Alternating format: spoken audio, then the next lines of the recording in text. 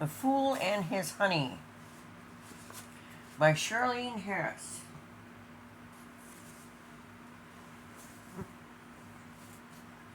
Read by VK Whitewolf. Chapter 5D.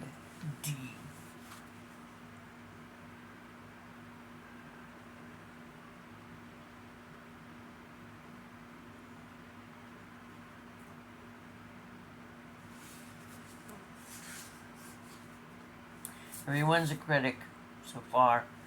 We haven't had any problem, I said. I'm testing it before I give it to him. Angel shrugged, as if she'd done her best and it wasn't her fault if I was misguided. I shook the bottle vigorously, tested the formula on my arm, sat down to feed Hayden, who had just let out a few preliminary noises. Angel did face clutching routine again. This time she propped herself against the wall. Are they getting worse? I asked, while Martin looked as if he wished he were on the moon. Maybe I should call an ambulance, he suggested. I noticed he didn't suggest taking Angel into town himself. Drives the Mercedes-Benz. Who wants that water or whatever explosion coming from them on his seats? No, she said, shaking her head. Martin tried not to look relieved. I know this is going to take hours. I'm just trying to get used to the feeling. It's like a clamp. Then there's a release. Then along after a while comes the next clamp. Does it hurt? Not yet, but it's on a roll downhill, Angie said. I hope Shelby doesn't pass out in the labor room. I got sick when I broke my leg a few years ago. A battered car sped up the driveway, and Shelby, tall and pockmarked and burly with muscles, was out of the vehicle and in our kitchen before you could say having a baby. His dark hair liberally streaked with gray was dented all around where his hard hat had rested, and his Fu Manchu mustache was going in all directions, as if he'd rubbed his hands all over it.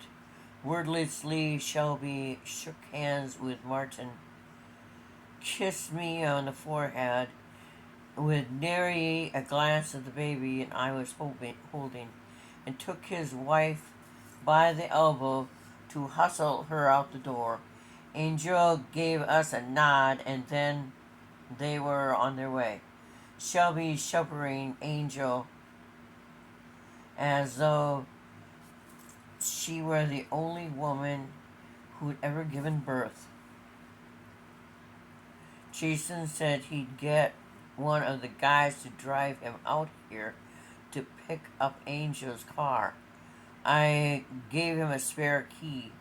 Shelby called over his shoulder at the last minute. Then he buckled up and headed back into the town to the Lawrencetown Hospital. Rory came out of the den when Shelby had turned out the driveway. He was looking amused.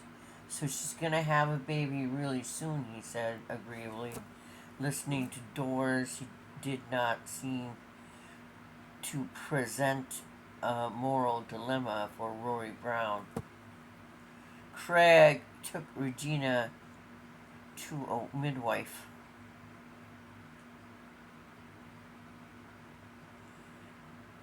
Then the reminiscence reminiscent smile faded from the boy's face as he remembered that his friend Craig was now dead.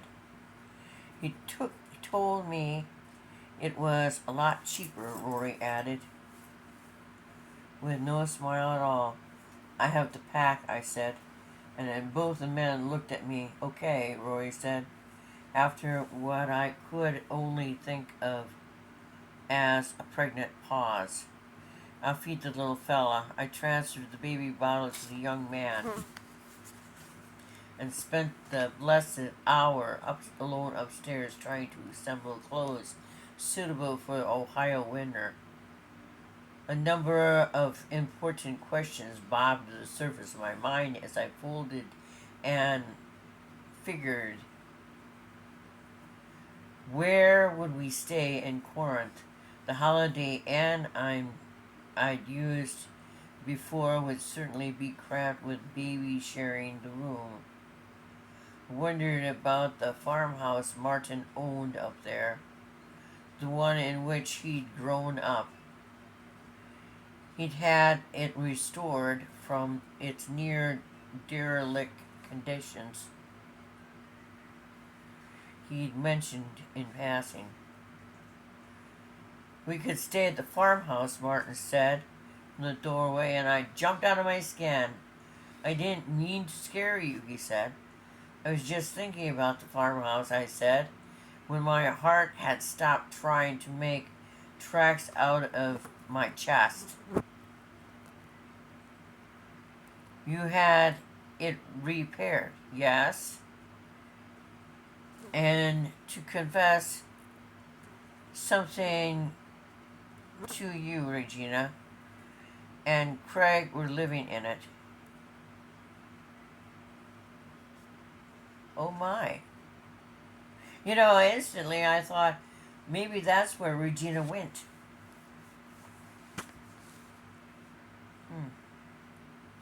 Why should you say confess, I asked.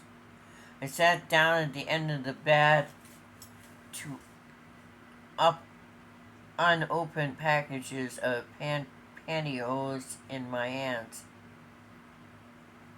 I didn't tell you, he said. He wandered across the room to stand looking out the window. His shoulders had an uncharacteristic slump. The bleak view of the window fields wouldn't have helped his state of mind much. It was a gray day and the clouds were full of rain, pregnant with it, in fact. My brain told me cheerfully. I dropped the hose on the floor and clutched my hand in both my hands. Why didn't you tell me, Martin?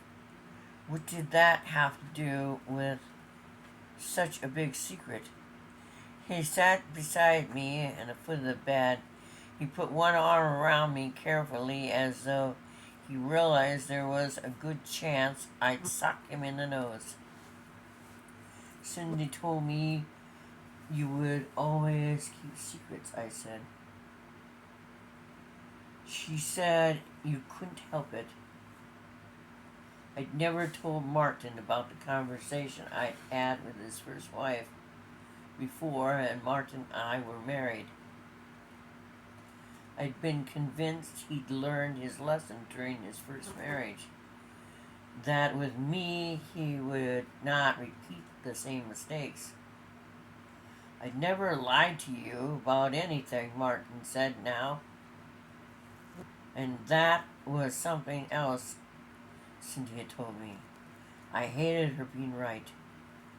Martin, if there's something you know about this that you haven't told me, if there's anything about Craig and Regina and Rory and Cindy and yours or your sister, anything you haven't told me, this is your last free pass. After this, I get penalized. His face fell into more familiar lines of uncertainty fading to be replaced with the intelligence and command he normally wore like his coat. suit coat. After this, you get thrown out of the game. I looked him straight in his pale brown eyes. I'm still in, I nodded. His mouth only had to move an inch to cover mine. It was different this time. We'd always had we were perfect together in bed. And this time he still had the magic too. Make me lost in the act of love. But now he was rougher, more demanding. It was as if he were reassuring his exclusive right to me, daring some cosmic force to just try to separate us. You woman, me man, his body said, and mine gasped, oh boy. End of chapter 6. I'm sorry, chapter 5.